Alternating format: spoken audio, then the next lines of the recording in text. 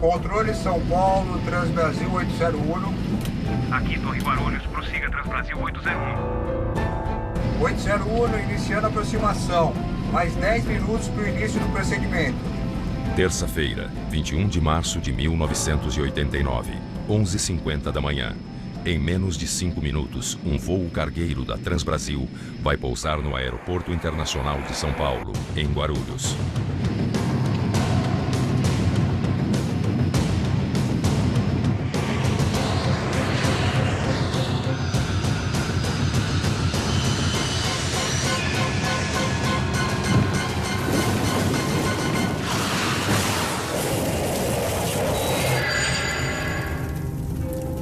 A queda do avião foi a pouco mais de 1 quilômetro da pista, sobre uma favela.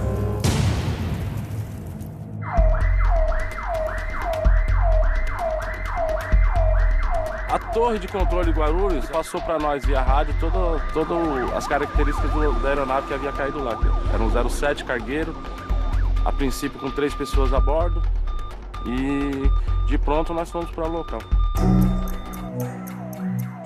O Sargento Jorge, do Corpo de Bombeiros de Guarulhos, é um dos primeiros da equipe de socorro a chegar ao local da tragédia.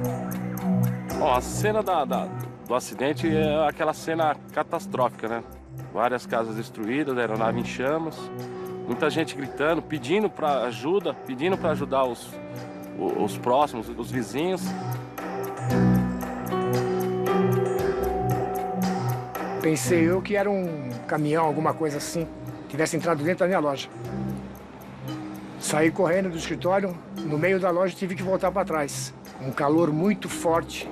Depois uns 5 minutinhos que eu consegui ir para fora, porque estava caindo tudo lá. Eu estava em casa com minha mãe e minha irmã, né? Aí quando eu vi o barulho, eu saí correndo até o portão. A turbina estava no portão e já estava saindo fumaça ainda. Eu lembro de ter pedido para minha mãe andar de bicicleta e justamente aquele dia ela não deixou. E eu lembro de ter terminado de limpar o quintal e ouvi um estrondo e quando eu olhei para cima era uma chuva de tijolos, de pedra. Uma coisa muito barulhenta, o chão tremia muito. E quando a gente saiu correndo, eu lembro do rastro de fogo que tinha no terreno da frente da minha casa.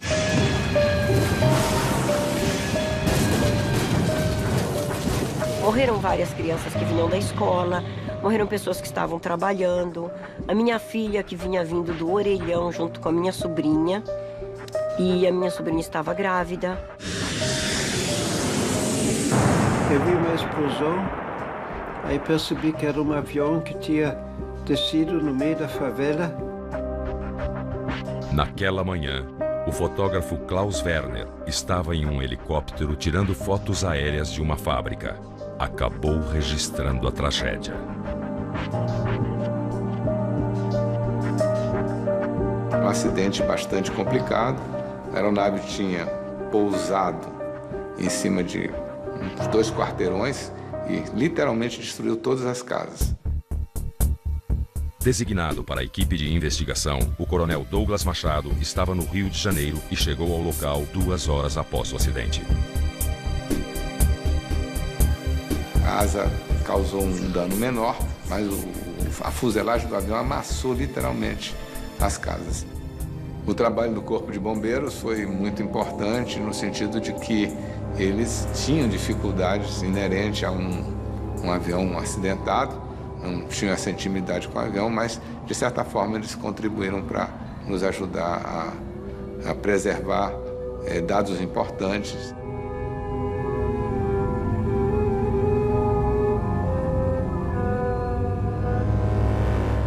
Eram destroços, tudo queimado, mas ainda fumegante, e um cheiro que eu não esqueci mais, de metal queimado.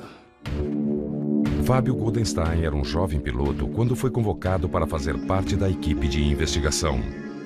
Foi o primeiro acidente em que eu me envolvi, digamos assim, como perito. é chocante.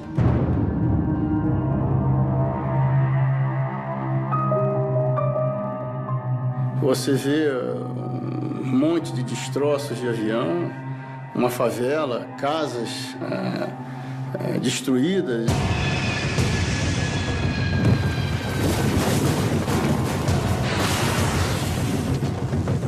O local do acidente é minuciosamente vasculhado pelos investigadores. O avião estava com um trem de pouso, os motores estavam normais, mas muito difícil de chegar, porque estavam envolvidos com muitos escombros. Muita dificuldade de chegar no avião. A gente subia no avião, como ele estava muito sujo de querosene, a gente caía, levantava. Então, a impressão era um acidente de difícil elucidação, mas com a vantagem de estar um avião bastante inteiro. Uma das coisas que eu observei foi que os motores estavam, 3 deles estavam nos seus locais instalados, como sempre estiveram, e um motor da extrema esquerda, o motor número 1 da aeronave, não estava no berço, não estava no seu local de instalação.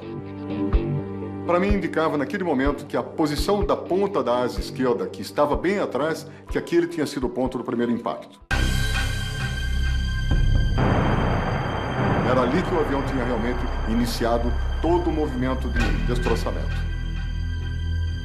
Presidente da Associação de Tripulantes da Transbrasil na época do acidente, o comandante Carlos Camacho também acompanhou a investigação desde os primeiros momentos. O charuto do avião estava em parte destruído, exatamente por conta das chamas, do fogo. Tá? A cabine estava praticamente intacta, tá? Exceto pelo fogo, a exceção do fogo. Me foi possível visualizar os 3 profissionais, os 3 tripulantes dentro da cabine, numa posição que é inesquecível, jamais esquecerei. Além dos 3 tripulantes a bordo do avião, ainda não se sabia quantas pessoas haviam morrido em solo. Era impossível de se medir naquele momento qual era a velocidade que o avião vinha. Mas uma coisa eu tive certeza, logo que eu observei os destroços, a posição dos destroços, é que a razão de afundamento da aeronave tinha sido tão grande, tão intensa, que do momento da primeira colisão até a parada final da aeronave, tá, o que havia acontecido ali, que o avião devia com certeza ter perdido toda a sustentação e vindo para o chão e vindo para o impacto. Se procurou muitos atuadores dos controles de voo para ver a posição em que estavam e parte dos instrumentos, aquilo que se conseguiu tirar inteiro para se ver, para se analisar os instrumentos, os aceleradores, as manetes de aceleração dos motores e principalmente os atuadores dos controles de voo, os controles de flap, os controles de spoilers, que na hora do impacto ele fica na posição em que ele estaria sendo comandado. Em meio às buscas iniciais, uma notícia anima os investigadores. As caixas pretas são encontradas intactas. A caixa preta foi de imediato recolhida, ela não tinha dano nenhum, foi só colocar na bancada e se ouviu a parte de voz.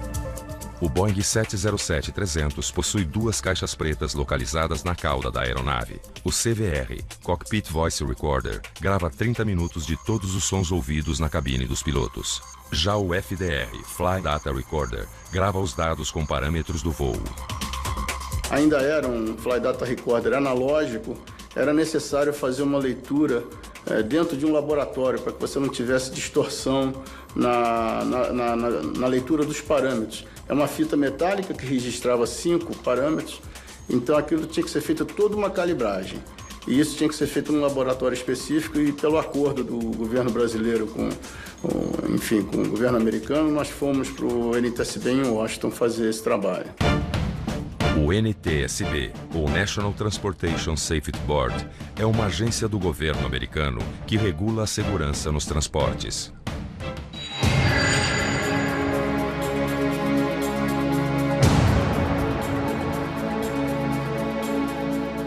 Quando eu cheguei, muita coisa já tinha sido movimentada.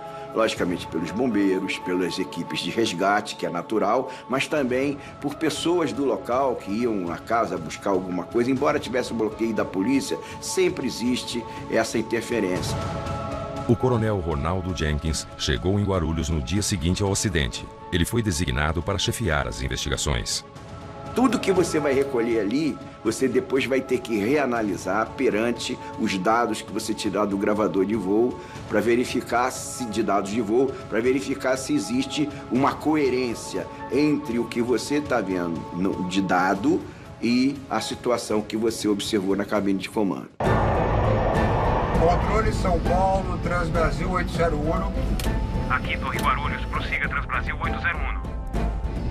801, iniciando a aproximação. Mais 10 minutos para o início do procedimento. Então o que a gente percebeu é que o avião pousou muito antes da pista.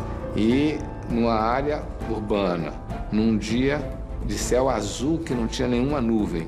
Algo tinha que ser muito grave para ter ocorrido.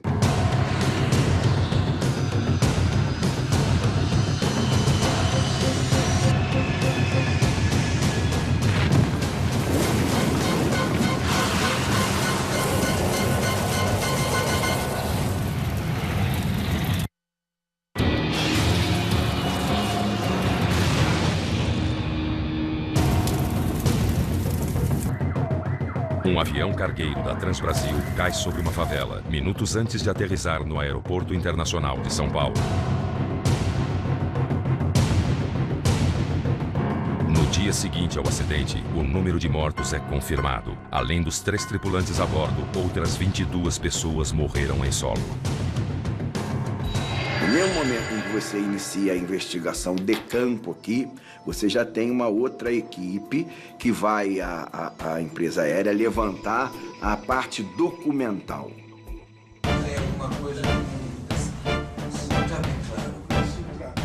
Uma parte importante da investigação ela é concentrada em quem estava conduzindo a aeronave. E essa investigação nos leva à conclusão de que os pilotos tinham as carteiras adequadas, estavam treinados no sentido de não havia dificuldade legal nem administrativa. A tripulação do cargueiro da Transbrasil era composta por 3 pessoas.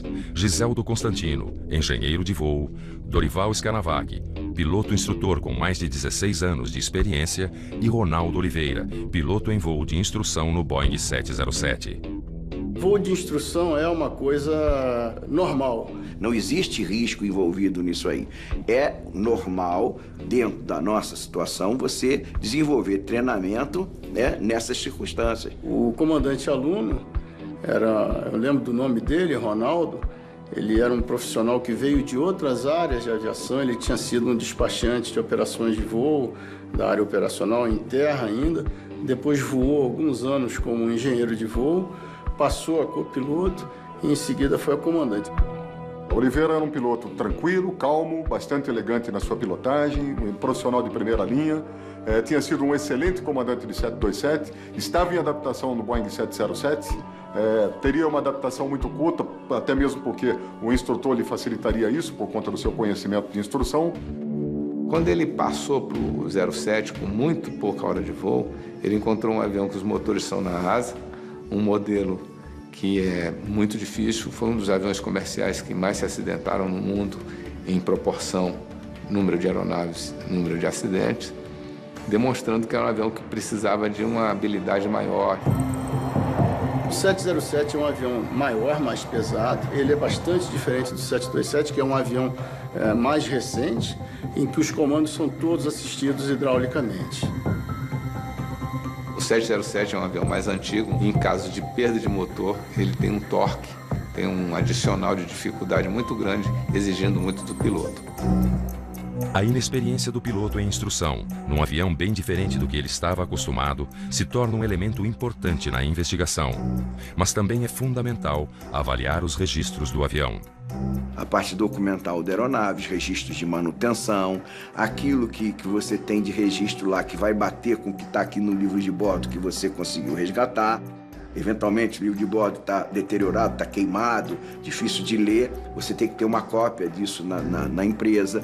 Quer dizer, todas as manutenções feitas na aeronave, os registros, os componentes que foram trocados, qualquer tipo de problema que você tenha, verificar prazos entre as substituições de equipamentos e tudo o que aconteceu. O Boeing 707 foi comprado pela Transbrasil em 1987 para transporte de carga. Seus últimos registros de manutenção não indicavam nenhuma anormalidade. A investigação agora analisa os fatores operacionais. Então todos esses dados vão compondo o mosaico, né? Para que você então tenha uma ideia do quadro como um todo. O voo 801 da Transbrasil havia feito uma longa jornada no dia 21 de março. O Boeing 707 saiu às 3 horas da madrugada de São Paulo com destino a Manaus, capital do Amazonas. Chegou à cidade às 6h14. Foi carregado com 26 toneladas de equipamentos eletrônicos e às 8h30 da manhã decolou novamente com destino a Cumbica, em Guarulhos. Rotate. Close to flying. As investigações do fator operacional identificaram a carga de trabalho. Qualquer coisa em torno de 8 horas, que é bem abaixo do que a legislação determina. O representante dos pilotos da Transbrasil tem opinião diferente sobre a jornada de trabalho da tripulação a bordo do avião cargueiro.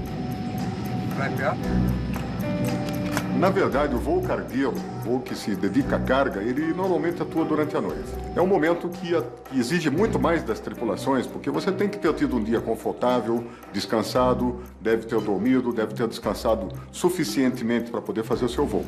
Uma distância longa, como São Paulo-Manaus e a volta Manaus-São Paulo, evidentemente, chega muito perto da fadiga no momento que você está voltando para São Paulo, e eles estavam nessa condição. Eles estavam muito próximos da fadiga. Então esse cansaço, eu tenho absoluta convicção que teve algum peso no acidente. Perfeito, Oliveira.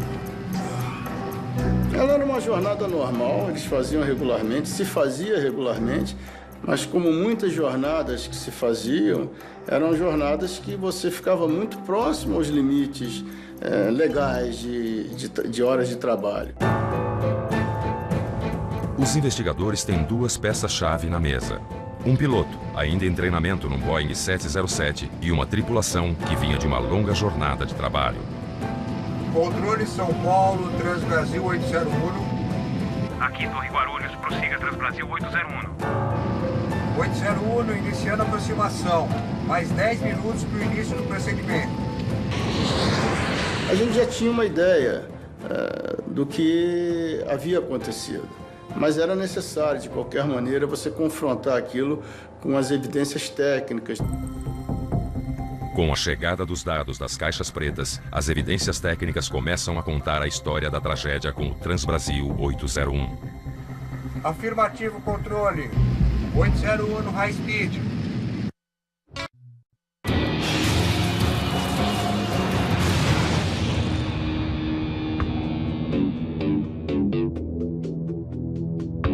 A investigação do acidente com o cargueiro da Transbrasil avança e o piloto Fábio Goldenstein viaja para os Estados Unidos para acompanhar os trabalhos da NTSB, a agência norte-americana que investiga acidentes aéreos.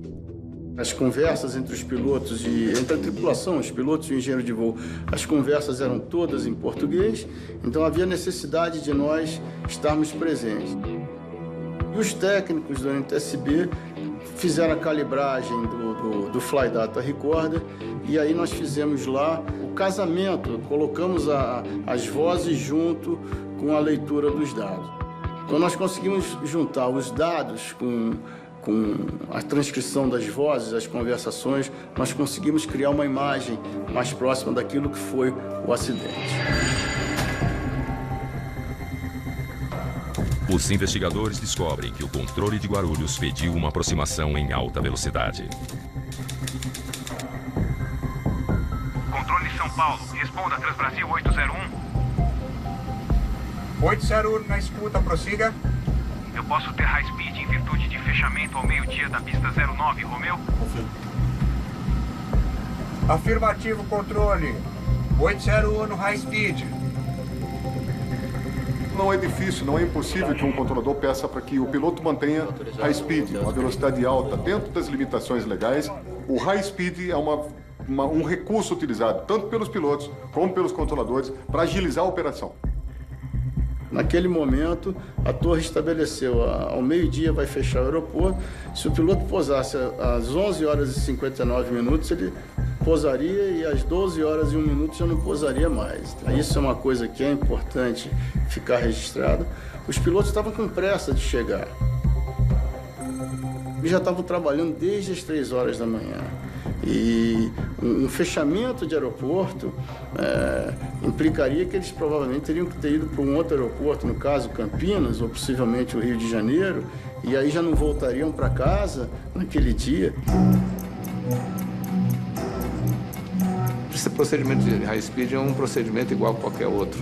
Apenas o piloto deve saber que em alta velocidade a razão de descida é maior, ele tem que se antecipar em vários procedimentos e não deve ser feito por piloto pouco experiente.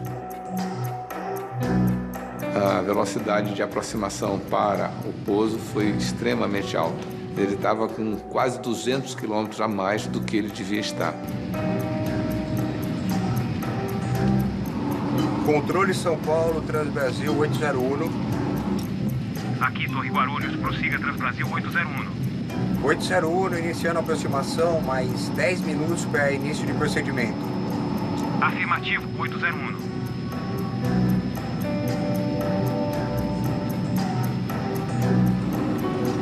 Torre 801, passando o marcador externo.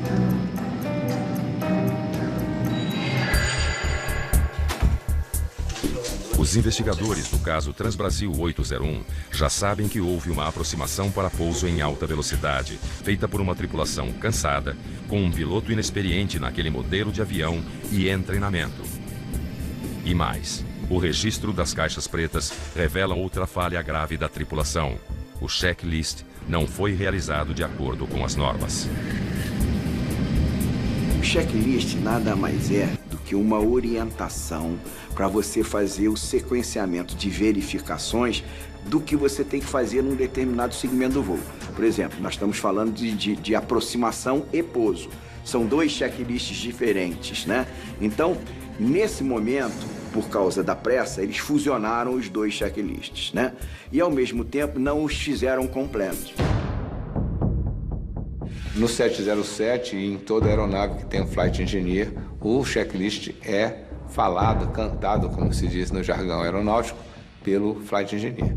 A pessoa que está lendo o checklist vai dar um item e o outro vai ter que dizer em que posição está aquela situação. Por exemplo, flap, aí o cara vai dizer 40. Neste caso, o flight engineer fez as conferências ele mesmo e não se preocupou que os outros não respondessem. Quando alguém fica fazendo todo o checklist sozinho, a pergunta e a resposta, alguma coisa pode dar errado, e se tiver que dar errado, vai dar, porque essa é a lei de Murphy.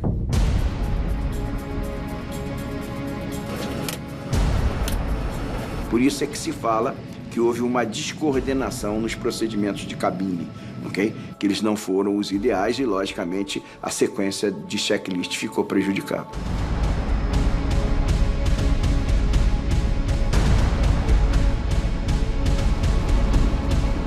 Torre 801, passando o marcador externo. E o controle, São Paulo, na época, perguntou: você está estabilizado? A única coisa que ele tinha como estabilidade era estar alinhado com a pista. Estava fora da velocidade, fora da configuração.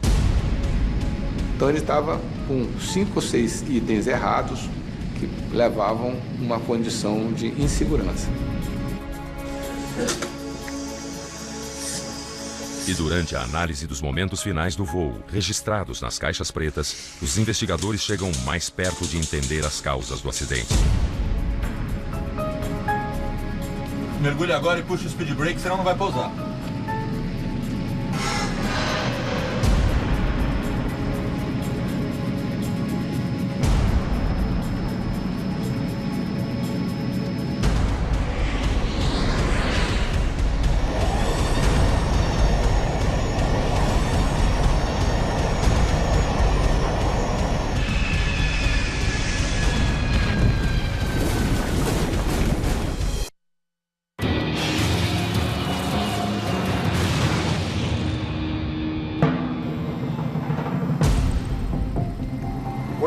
Iniciando a aproximação, mais 10 minutos para início de procedimento.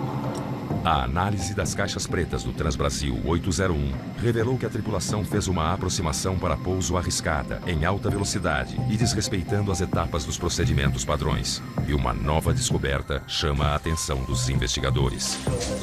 Nos instantes finais do voo, o avião teve uma atitude muito agressiva, né? Uma descida muito rápida. O avião entrou numa atitude de mergulho.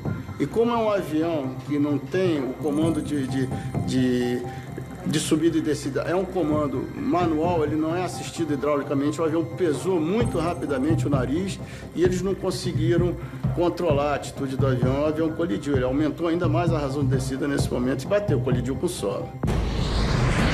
Essa brusca variação fez o avião descer com uma razão de 1.200 metros por minuto. Na desaceleração, ele usou todos os recursos da aeronave e acabou incidindo no erro, que é usar o speed brake ou spoiler, que degradam a sustentação da asa junto com os flaps. Flaps e speed brakes são dispositivos aerodinâmicos localizados nas asas. Os flaps são responsáveis pela sustentação do avião. Já os speed brakes permitem que ele perca altitude sem ganhar velocidade. Se usados ao mesmo tempo, fazem com que o fluxo de ar se descore das asas, provocando perda de sustentação e de controle da aeronave. Você passa a se deslocar para frente, caindo. Então você não está mais voando, você está caindo. É uma perda de controle real. Cruzando os dados dos gravadores de voo e de voz, os investigadores descobrem que a tripulação havia acionado o speed brake na tentativa de baixar rapidamente a altitude do avião para o pouso. Mergulhe agora, puxa o speed brake, senão não vai pousar. Na sequência, o instrutor, Dorival Scanavac, acionou os flaps, sem antes avisar o aluno que deveria ter retirado o speed brake. Me dá o flap todo! Já tá todo flap! Naquele momento do voo, só os flaps deveriam estar sendo utilizados. À medida que a aeronave desacelerava, com o speed brake aplicado, a tripulação, sem perceber, perdia a sustentação e o controle da aeronave durante a aproximação final.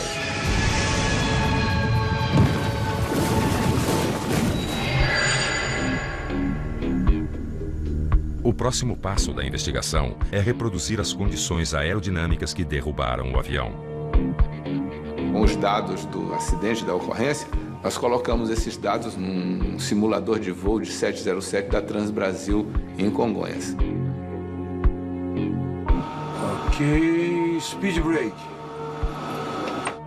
Aquela máquina não respondia adequadamente às reações do avião. Se dando speed brake, ele não desacelerava com a mesma velocidade e várias reações aerodinâmicas esperadas não ocorriam. Eu acho que a gente vai ter que voar de verdade. Sem poder contar com os resultados dos simuladores, os investigadores resolvem realizar testes reais. Foram feitos vários voos de ensaio nos aviões da Força Aérea, que também tinham o mesmo tipo de equipamento, para tentar chegar a uma situação próxima em voo para ver o que poderia ter acontecido. Nós pegamos esse 707, foi um engenheiro de ensaio, piloto de prova, um outro piloto que tinha sido da esquadrilha de demonstração aérea e que era comandante daquele esquadrão, eu. Então nós subimos, fizemos os treinamentos a 37 mil pés, depois descemos para 30, repetimos as manobras como elas ocorreram e descemos para 20 e fizemos uma última 15 mil pés em cima do mar. Ok, mais velocidade. Eles tentaram fazer em voo naquela mesma velocidade, naquelas mesmas configurações. Trabalharam um pouco nisso, né? A conclusão era, colocado o avião naquela situação, você tinha que dar motor a pleno, não mexer em nada e esperar em torno de 250 pés de descida, alguns segundos que o avião parava de descer e saía da condição não normal. Encanta o flap na velocidade, tá? Mergulhe agora, puxa o speed brake, senão não vai pousar.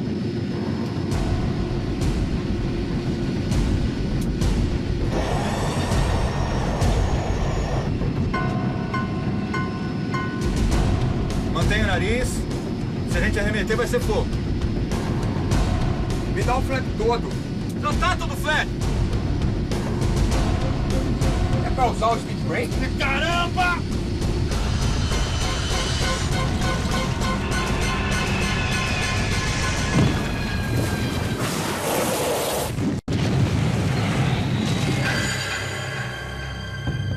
gravador de voz da caixa preta, os investigadores descobrem um dado surpreendente.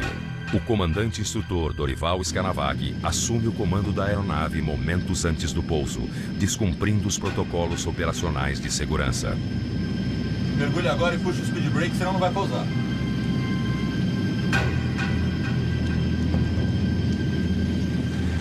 Quem estava pilotando era o aluno na esquerda, mas o instrutor passou a dizer, faz assim, vai fazendo desse jeito, agora faz isso, agora faz aquilo. E isso é uma condição bastante negativa, um piloto experiente falar para o outro piloto não experiente o que tem que fazer.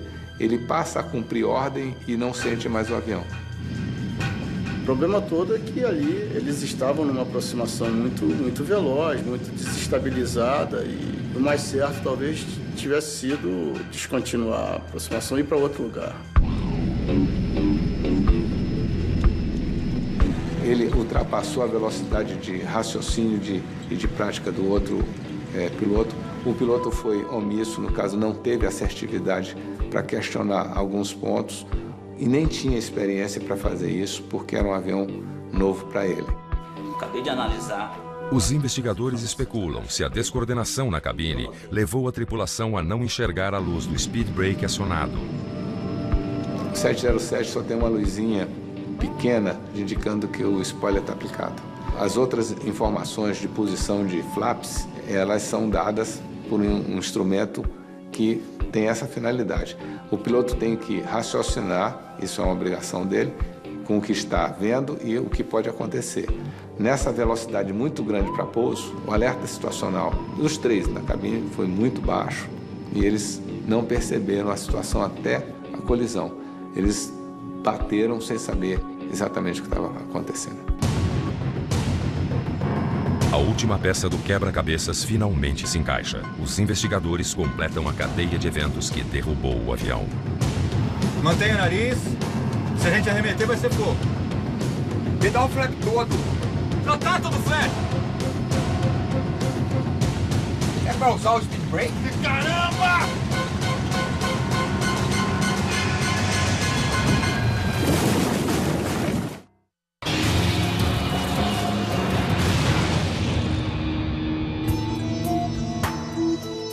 Após 2 anos, os investigadores do caso Transbrasil 801 terminam o trabalho. A conclusão do relatório é um retrato do passo a passo rumo à tragédia.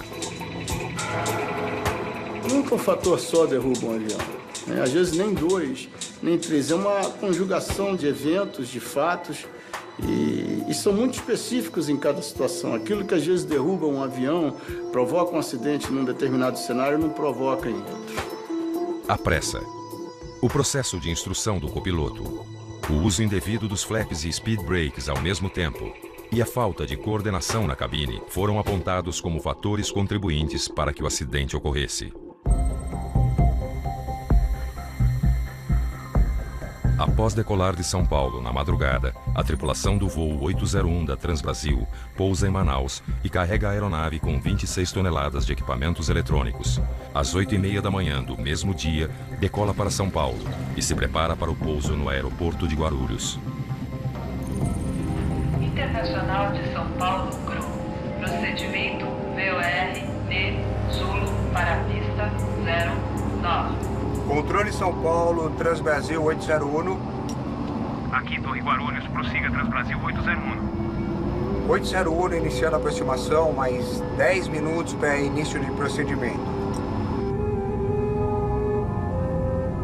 Controle São Paulo, responda Transbrasil 801. 801 na escuta, prossiga.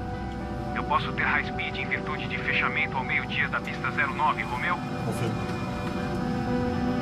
Afirmativo, controle. 801 no high speed. A tripulação vem de uma longa jornada de trabalho e perder essa aterrissagem significaria mais tempo de voo até outro aeroporto. Torre 801 passando o marcador externo.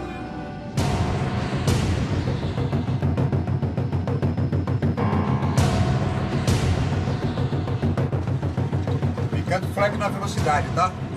Mergulhe agora, puxa o speed brake, senão não vai pousar.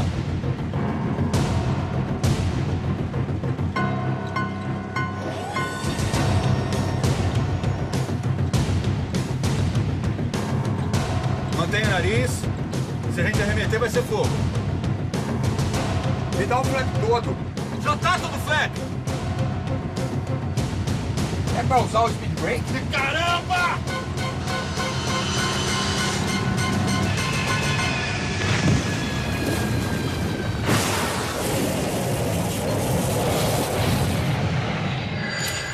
O relatório final do Transbrasil 801 destaca os fatores humano e operacional como causas do acidente. Fator material não contribuiu porque não houve nenhuma pane. O avião estava funcionando normalmente. Quer dizer, o problema não foi material, o problema foi operacional, foi a utilização dos equipamentos indevidamente.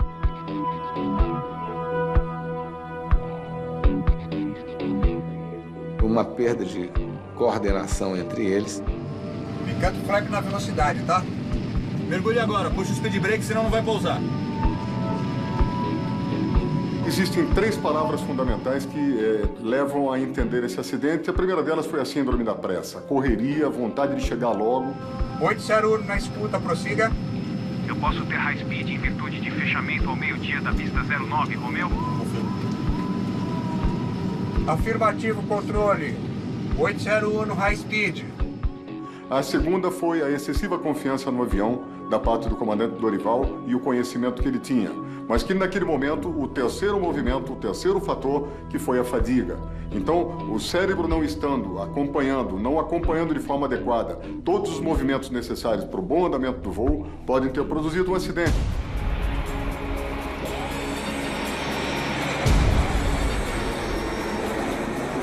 Um erro operacional composto por várias ações em cadeia nos minutos finais do voo levou à queda do Boeing.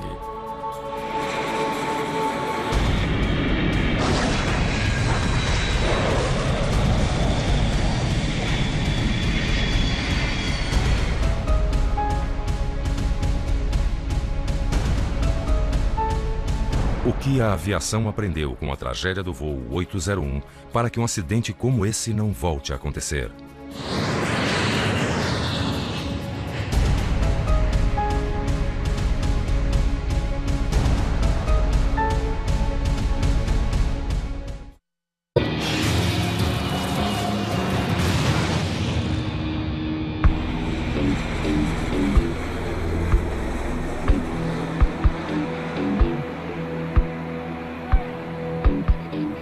Duas décadas depois do acidente com o voo 801 da Transbrasil, o que mudou para que tragédias como essa não aconteçam mais?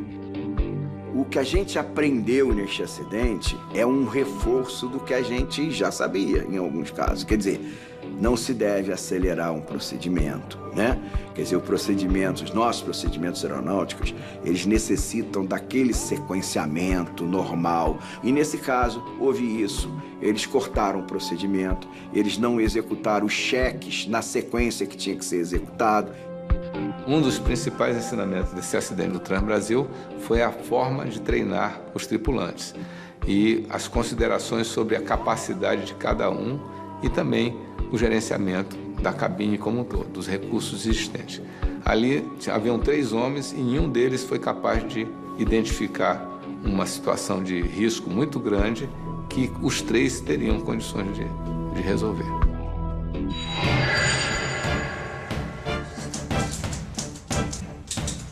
O relatório final da investigação recomendou algumas mudanças para aumentar a segurança dos voos, entre elas, evitar o voo de instrução em rota.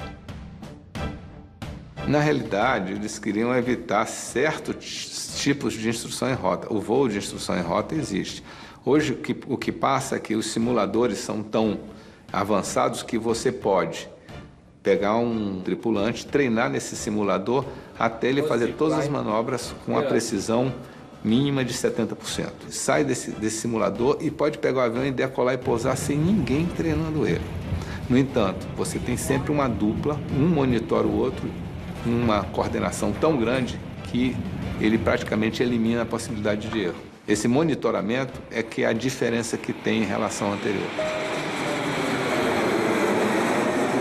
Mas para os moradores afetados pela tragédia, pouca coisa mudou ao longo dos anos. Eu perdi muitos amigos.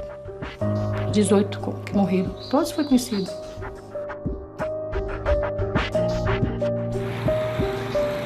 que é um suplício para se viver. O teto da minha casa está todo rachado por causa dessa trepidação aérea. Você não consegue ter nada leve dentro de casa. Tudo vai ao chão. Hoje, por incrível que pareça, trabalho no aeroporto. É uma paixão, eu gosto muito. Mas não tenho medo. Eu já viajei e eu sei que é por incrível que pareça, um dos transportes mais seguros.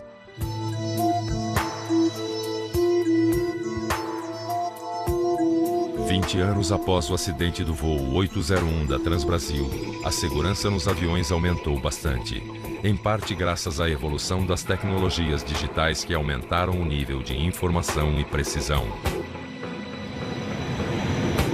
100, 50, 40, 30, retard.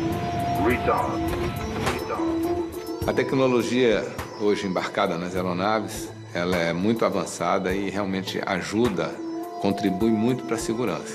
Mas também os procedimentos foram aperfeiçoados, que faz com que esse tipo de disciplina de cabine não se repita.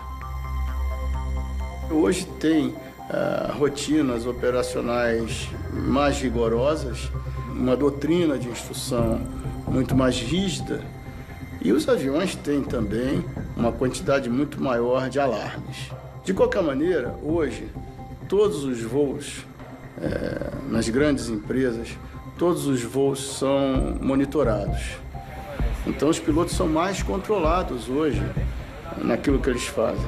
Grosseiramente falando, é como se nós tivéssemos um tacógrafo nos aviões e ultrapassou a velocidade, fica registrado que você ultrapassou. Hoje, o piloto é um gerente de sistema. Então, cada filosofia de operação, no caso da Airbus e da Boeing, aí você tem outras também, tem Embraer, elas são diferentes. E o piloto é treinado naquele tipo de aeronave, naquele tipo de filosofia, de modo que a possibilidade de erro é bem menor.